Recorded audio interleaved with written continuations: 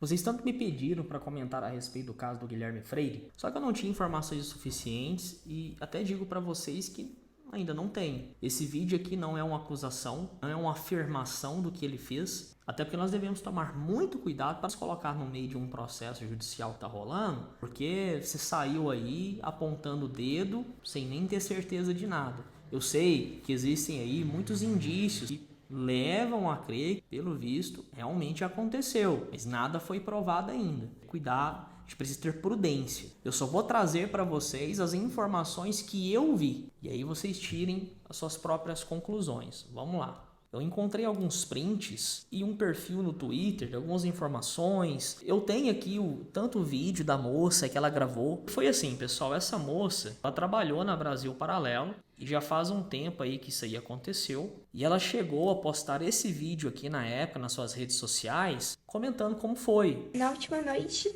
eu tive um pesadelo. Aqui foi mais um desabafo, mas o vídeo por si só não prova nada. Mas ela comenta a experiência, como que aconteceu. Na Brasil Paralelo, um assédio sexual que eu sofri lá. Hoje eu decidi que eu não ia ficar chorando sozinha, porque eu sei que muitas mulheres passam pela mesma coisa que eu passei, sofrem a mesma coisa que eu sofri. E a justiça pública é muito cruel nesse sentido. Então eu resolvi recorrer um pouco à justiça privada. E é muito pouco, né? Sei lá, falar um pouco do que aconteceu, poder causar um impacto mínimo que seja na opinião pública, já é um pouco mais justiça.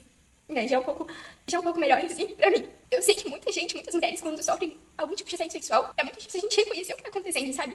É difícil, sabe? Acordar com o pesadelo de uma coisa que aconteceu há mais tempo atrás e continua tendo impacto, tendo uma influência na minha vida profissional, na minha saúde. É muito difícil, sabe? E graças a Deus, eu sou católica, graças a Deus eu tenho um exemplo de mulheres muito fortes, sabe? Graças a Deus eu tenho um exemplo de Nossa Senhora. E é o meu maior exemplo pra não ficar calada. É o meu maior exemplo pra lutar, pra ser forte, pra aguentar, pra ser resiliente. E ao mesmo tempo, é o maior exemplo de chorar pra Deus e pedir ajuda dele, confiar muito e ser muito frágil, muito vulnerável em Deus. Graças a Deus, a igreja também me apoiou. Graças a Deus eu tive um padre que veio falar comigo, falando sobre que queria levar à frente pro bispo de São Paulo, porque quem me assediou é um cara, inclusive famoso por ser católico, inclusive famoso por ter uma família católica, inclusive famoso por ter cursos de história da igreja. E eu não tive nenhum problema em achar que isso é culpa da religião, muito pelo contrário, isso é falta da religião da parte dele e da parte de todos aqueles que acobertaram, da empresa que acobertou, da empresa que acoberta o caso de outras mulheres também.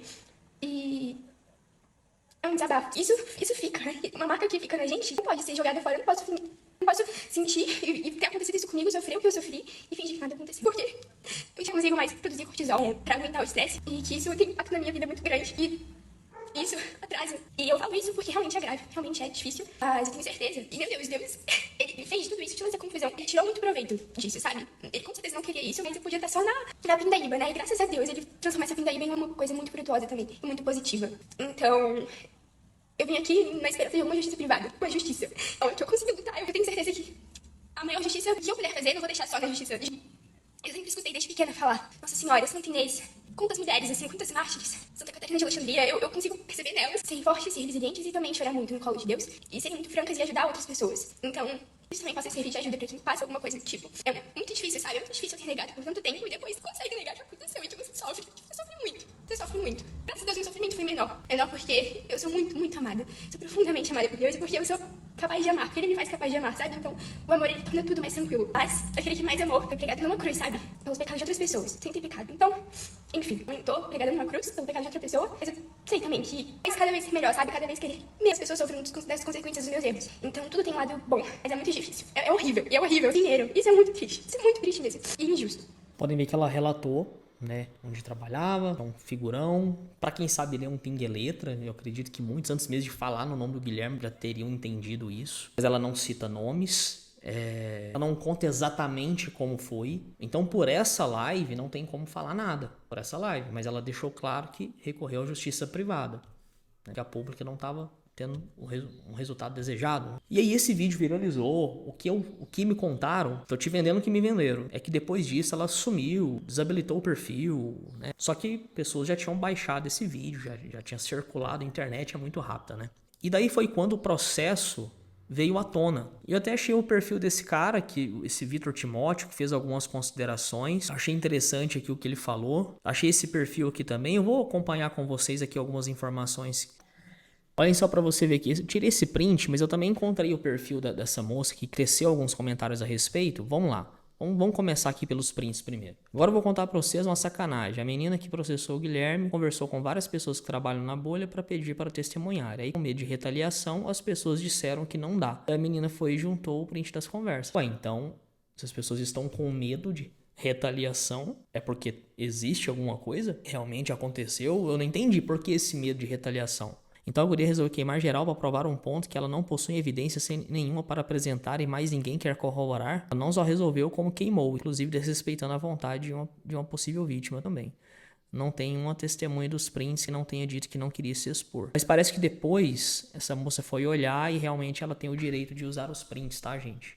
Por mais que a pessoa lá não queria se expor, ela tinha o direito.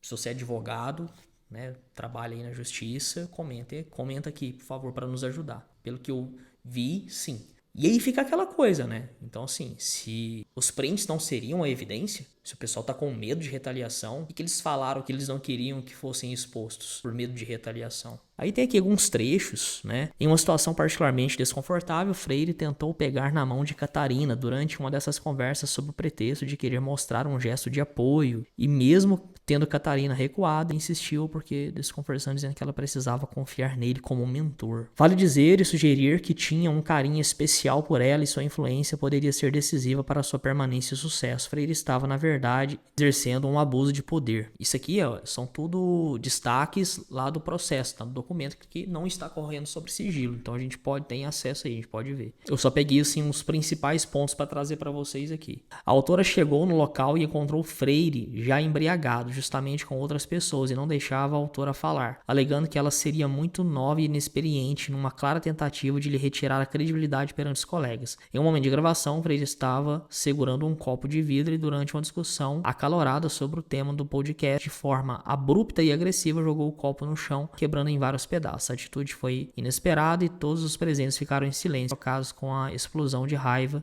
do réu. O episódio foi gravado, porém logo foi retirado do canal do YouTube do Brasil Paralelo por conta das duras críticas dos ouvintes. Pai, nem vocês sabem desse negócio? Isso chegou a ser publicado, essa cena, isso aí aconteceu mesmo? Foi tirado, alguém viu isso? Eu não vi. Em uma das aulas, o réu falava cavaleiros medievais e representava as princesas que se apaixonavam pelos frívolos tocadores, argumentando que essas histórias demonstravam como as mulheres eram facilmente manipuláveis, além do que, voltando-se diretamente a Catarina, passou a insinuar que ela deveria ter uma queda por homens mais velhos, mais especificamente por ele. Porém, quando a gestora mencionou outras funcionárias, Catarina percebeu que todas as acusações eram direcionadas às mulheres mais jovens da empresa, e foi quando que respondeu a ela que acreditava que o problema estava na postura dos homens, mencionando várias situações nojentas do ponto de vista. E tá, vamos lá. Em 26/11/2021, ou seja, após sua saída, a autora tomou conhecimento que o réu havia ganhado ainda mais poder dentro da empresa, quando deixou de ser diretor e passou a ser sócio da empresa Brasil Paralelo. Nossa, eu nem sabia que ele tinha sido sócio da Brasil Paralelo.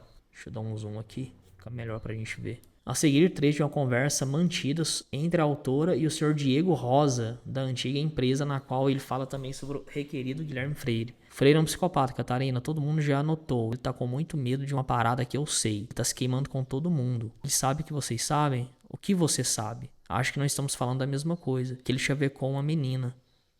Quem? Eu só sei disso. Agora quero saber se estamos falando da mesma pessoa. Não sei de mais nada, kkkk. Porque ele pode ter chavecado mais de uma. Tá aí, né? Tava lá o pessoal falando da sacanagem, até usado os prints. Mas aqui é os prints da galera que trabalhou, né? Então agora tá todo mundo mentindo. Se for mentira, pessoal, imagina a quantidade de gente que vai ser mandada embora, então, né? E processado por calúnia e tudo mais. De quem você está falando? Estou falando da minha namorada, Catarina. A Duda. Quê?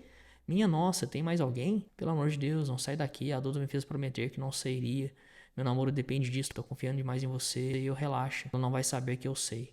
Como foi isso? Aí ele mandou um áudio. O trecho foi enviado pelo Diego. Na sequência, contém os seguintes dizeres. Deixa eu te falar uma coisa, Catarina. Você sabia que ele tinha chavecado uma garota. Ou você sabe que ele tinha com uma outra garota e não é a Duda. Por isso é importante. Até porque eu preciso saber se isso saiu do meu controle, entendeu? Porque eu só contei para uma pessoa. Na verdade, duas. Não, por isso que eu tava tão preocupado. Só eu, a Isabela e o João sabemos disso. Só que assim, a Duda não sabe que eu falei pros dois. Só que assim, eu precisava falar. Porque eu estava descontrolado já. Toda vez que eu passo pelo Freire, eu quero encher ele de porrada, entendeu? Eu precisava conversar com alguém, senão eu ia surtar. Se você não sabe o nome dessa garota e você sabe que ele chavecou, eu não sei se alguém pode ter vazado esse negócio da Duda. Por isso eu fico preocupado. Agora, se você sabe que ele chavecou outra garota, a gente sabe que, porra, o lance ficou ainda fora do controle. Em 16 de 8 de 2022, enfim, a notícia de que Guilherme Freire havia sido demitido da empresa Brasil Paralelo. Pois é, eu ouvi de pessoas que a empresa não tolera esse tipo de coisa, que a empresa é séria, que eles casca fora com o sujeito mesmo. Só que lá na live da Catarina, ela disse que, né, empresa coberta, que eu não sei mais o que. E por outro lado, eu já ouvi falar que a empresa, nesse ponto, não, sabe? Quando eles percebem que tem um negócio muito errado, eles casca fora com o cara, mete o pé na bunda dele, né? Havia sido demitido da empresa Paralelo após Isabela expor levar conhecimento dos seus superiores o que havia sofrido, conforme ela conta para a Catarina por meio de WhatsApp. Por oportuno, faça a colocação de alguns excertos da conversa. Oi, Cat. Oi. Falou Cat ou falou Catarina, né? Tá tampando aqui a data. Desculpa te mandar mensagem assim, oi. É que eu vou falar com os diretores hoje. Imagina. Eu realmente preciso de mais força para ter coragem. E saber o que houve com você vai me ajudar. Falei, fui demitido. Graças a Deus, rezei por você, vai ficar tudo bem. Obrigado, Cat. Falar com você me ajudou muito, me deu coragem pra contar as coisas. Foi, mas a editoria foi sensacional, eles se sentiram muito mal. Ó, tá vendo só? Aí lá na live ela diz que o pessoal usa essa coberta, não sei se ela quis dizer, a Brasil ou outras empresas. Ó, postura. Bacana, né? Você tem que entender, pessoal, é difícil tomar uma decisão dessa só com a palavra de alguém. É complicado. Às vezes da primeira vez que aconteceu, eles... Pô, mas será? Eu entendo a dúvida. Aí da segunda vez ou terceira, aí o negócio vai ficando mais grave, aí, pô, não, tá incontestável, né? Então, eu entendo a empresa, às vezes, talvez demorar a tomar alguma atitude, sabe? A empresa que tá passando por isso. É complicado, é difícil mesmo. Sem um vídeo, uma prova, um negócio, só a palavra da pessoa. Eu sei que também é difícil pra vítima. Às vezes ela não vai ter prova. Nossa, é muito complicado esse negócio, tá vendo só? Beleza, né? A gente tá vendo aqui os prints. Não sabemos o que vai ser o final desse processo. Mas, uai, pelas conversas aqui, é o que eu falei. Todo mundo tá mentindo? Ou se aquele é famoso, né? Passa a imagem de bom moço, pai de família, isso que me mata. Sabe que ele é um... Aqui em cima, né? Um trecho das vítimas do réu conversa entre si sobre o que passaram. Saber que ele é um monstro blindado na imagem fake que ele criou. Não é não. Eu não sei por que ela falou não é não. Bela. Sabe por que saí da BP? Aí tem esse print aqui também. Eu descobri o jeito que ele tava tratando os funcionários dele e ficou sabendo que eu sabia. Ele pediu minha cabeça pro Lucas, falando que eu tava fazendo fofoca, eu fui despedido sem nem ser ouvido. Achei que você gostaria de saber disso. Nossa. Aqui continua, né? A mulher dele... Quem é a Lana? Outra conversa, né? Ex-esposa do Morrison, mãe da filha dele. Ela trabalhava na BP? Cara, será que é por isso que o Morrison postou? Tá ganhando cada vez mais influência. Ela é uma coitada que não sabe de nada. Mas eu tenho certeza que ele inventou alguma história minha pra ela. Porque antes ela me cumprimentava e agora não mais. Vocês se encontram uma vez na obra. Aí parei de ir, porque não quero mais esse tormento na minha vida. E eles iam na mesma igreja. Não sei onde. Agora não sei onde ele faz ela ir. Aí tem outros prints aqui, né? O que ela tá pedindo, danos morais, não sei o que. Aqui no X é onde nós encontramos, assim, vários comentários, muita gente conversando. A gente vê que encontra bastante coisa. Nossa, o meme. Cantada, a sério. Não dizendo que esse foi o caso da Catarina, não sei. Mas que isso aqui também existe, existe. É uma realidade. Interessante isso aqui, ó, que a Debs falou, ó. Posso comentar o processo que estão movendo contra o Guilherme, porque se trata de um processo que não corre sob segredo de justiça. E a primeira coisa que digo é, cuidado com a ânsia de queimar um cara que você tem predisposição a não gostar, viu? Faz todo sentido. Imagina ficar do lado de mulher em um processo que a única prova que ela tem é a palavra. Entendo, é complicado mesmo. Só que muitas vezes também do outro lado é difícil, né? Pra mulher ter prova. É um negócio assim complicadíssimo. Esse João aqui, ele comentou, ó, vou ser bem sincero com vocês. Após ver toda a petição inicial do caso da menina supostamente assediada por Guilherme Freire, parece-me uma ação destinada ao fracasso. Contudo, vou especular uma possibilidade. Atacar a reputação do réu, Guilherme Freire. Por que digo isso? Vamos lá. Primeiramente, as provas que temos é o seguinte: um laudo atestando que os problemas psicológicos da acusadora são decorrentes de assédios cometidos pelo réu, conversas vazadas de WhatsApp envolvendo outras pessoas que trabalham na empresa citada. Em segundo lugar, os pedidos da acusadora pedindo indenização de danos morais, tá, beleza. Tá. Esses dois pontos, quando analisamos em conjunto, mostram que o caso é realmente fraco. Para requerer condenação dessa magnitude, é necessário um arcabouço probatório realmente sólido e robusto, e que não é o caso aqui. As conversas de WhatsApp, onde sei, foram vazadas, o que por si só pode ser um alvo de processo por parte das pessoas envolvidas. Não queriam ser mencionadas, não há mais testemunhas, não há aviso de outras gravações. Nada. Apenas o laudo médico isoladamente é insuficiente para fundamentar os pedidos mencionados. Gente, a moça pediu uma pensão vitalícia. Sabe o que isso significa? Significa alegar que as ações de Freire a incapacitaram totalmente para o trabalho pelo resto da vida, baseando-se em um único laudo médico. Isso é realmente muito estranho. Pelo que se sabe até o momento, se eu fosse o juiz, jamais acataria esses pedidos e condenaria Freire. Os advogados, caso certamente têm ciência dessas fragilidades. Olha, eu entendi o ponto do João. Realmente, você olhando por essa perspectiva, parece estranho esse pedido da pensão vitalícia. Só que eu também sei que na justiça, né, tem muito disso. Quando você quer aqui, você pede aqui. Faz uma oferta, né, vamos dizer assim, um pedido muito exagerado para chegar naquilo que você realmente quer. Eu sei que é uma estratégia que usam, né, muito comum. Me corrijam, se você aí é advogado, me corrija se eu estiver errado. Então, pode ao mesmo tempo parecer estranho ou ao mesmo tempo, né, estratégia do advogado dela. Aí a Debs aqui, né, aquele alerta que ela deu, ela continua falando, só existe no processo até agora a petição inicial, ou seja, uma moça alegando que sofreu assédio moral durante o tempo que trabalha no Brasil Paralelo. Quais são as provas que ela nega? Né? Praticamente nenhuma. Há algumas conversas entre funcionários reclamando que o Freire é maluco, que não, né, nunca, e o mais importante, de uma moça que também alega ter sido assediada, termina dizendo que ela não vai testemunhar em processo nenhum, que ela queria ficar fora disso. Portanto, somente com base nas provas apresentadas inicialmente, o processo ainda vai ser instruído, possivelmente com produção de provas e oitiva de testemunha, de provas e oitiva de testemunhas. Eu não sei o que significa essa palavra, oitiva. Afirma que o pedido da moça é juridicamente fraco. Eu não vou com a cara dele e esse cara é um assediador, tem um abismo gigante. Concordo com a Debs, né? Espero o processo ser concluído pelo menos até a sentença da primeira instância. Ela postou um print, ó, esse aqui é o print do Thiago. Eu lembro de ver esse aqui nos stories dele, o Thiago, marido da Natália. Guilherme Freire é confiável? Só quero seguir pessoas confiáveis pelo menos. Ele falou, não sei em que sentido você se refere com confiável, mas pessoalmente eu não gosto dele. Ele me transmite certas desconfianças pelo modo como ele fala e olha para os outros. Não é tanto pelo conteúdo em si, que pode ter vindo de um ou outro livro que ele tenha lido, mas pela personalidade que agora ele parece estar promovendo. Depois do caso da garota, sobre a qual ainda não sei todos os detalhes, passei a ter uma cautela ainda maior em relação à figura dele. Esse negócio de olhar, de não sei o que, é muito complicado. Até no vídeo lá da própria Catarina, no vídeo dela, você vê que às vezes tem um micro sorriso, ela olha assim, mas eu não sou nenhum Ricardo Ventura, só que tem gente que ri de nervoso, né? Tem pessoas, como eles falou aqui no print do Thiago, né? O jeito dele olhar, tem pessoas que elas olham, às vezes tá conversando, olha muito assim, não significa que ela tá mentindo, depende muito, né? Eu não sou nenhum analista comportamental, eu tenho autismo, nível de suporte 1. Às vezes eu preciso olhar para um ponto aqui, raciocinando, para poder falar com vocês, porque se eu olhar aqui para a câmera, é como se eu estivesse olhando diretamente nos seus olhos. Com os anos e o tanto que eu sofri com isso,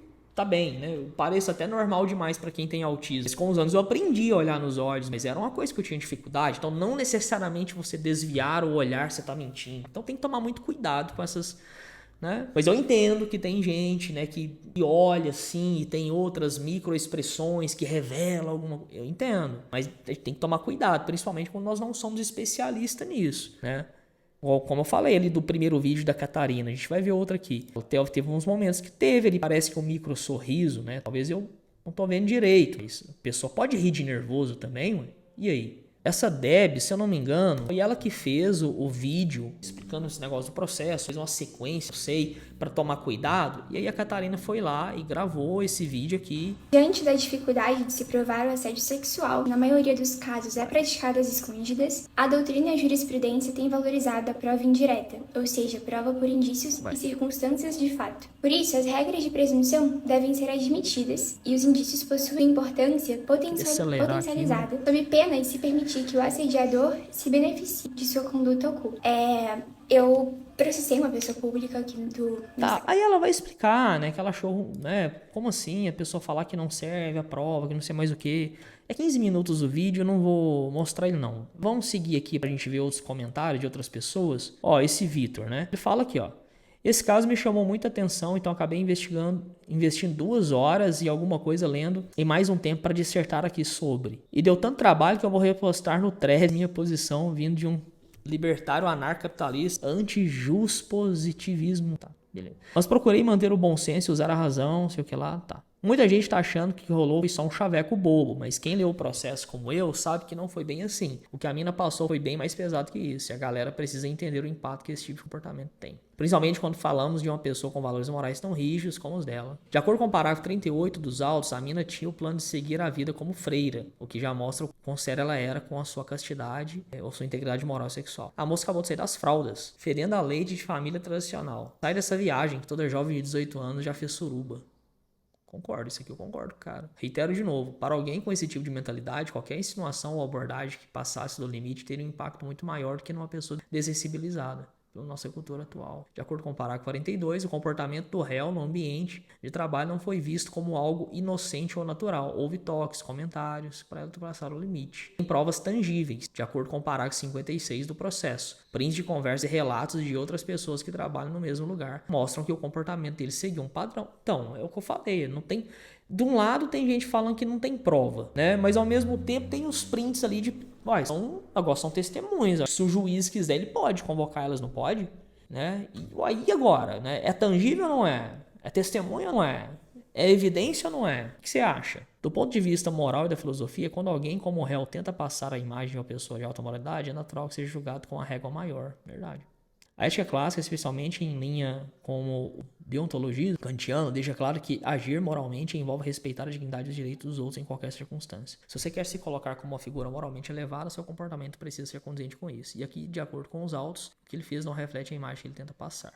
A mina, por outro lado, sofreu sérias consequências psicológicas por conta do que aconteceu. Os parágrafos 91. Está documentado que ela desenvolveu desautonomia e uma doença neurosomatoforme que afetaram diretamente a saúde dela, causando dormência nos membros, tá? Estresse crônico causado pode levar a desautonomia onde o corpo perde a capacidade de regular adequadamente a pressão arterial. Se liga no parágrafo 91. Ela precisou de internações 5 vezes em 2023. Ainda segundo o processo, a mina teve que ser medicada com sertralina, tá? Isso mostra o tamanho do impacto emocional. Aí sim, o que mais assim que ele tá falando do, né? Agora, sobre o pedido de indenização, muita gente acha que tá exagerando ou sendo oportunista quando você vai até aqui. Mas quando olha os fatos, vê que faz todo sentido. A grana que ela tá pedindo é a tentativa de cobrir alguns casos médicos, terapêuticos, danos emocionais que ela sofreu. Engraçado, tá? Sertralina é um dos medicamentos... Assim, só quero fazer um contraponto, tá? Só sertralina pode arrebentar pro resto da vida.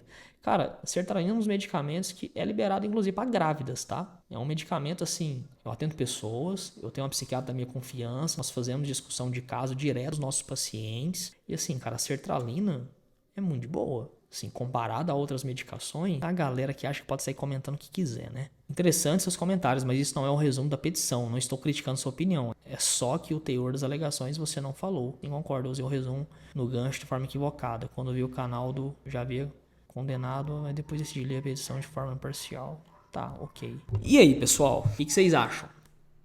Tome muito cuidado nos comentários, muito cuidado. Isso aqui é um caso que a gente tem que aguardar, tem que esperar correr aí, ver o que vai acontecer. Eu só trouxe as informações que eu tenho para vocês aí. Eu fico pensando, né? Pra mim tem essa dúvida. Uns falam que é fraco o processo que ela tá movendo, que não tem prova, mas... E aquelas conversas, eu sei, não tem uma filmagem do cara fazendo um negócio, mas são várias testemunhas.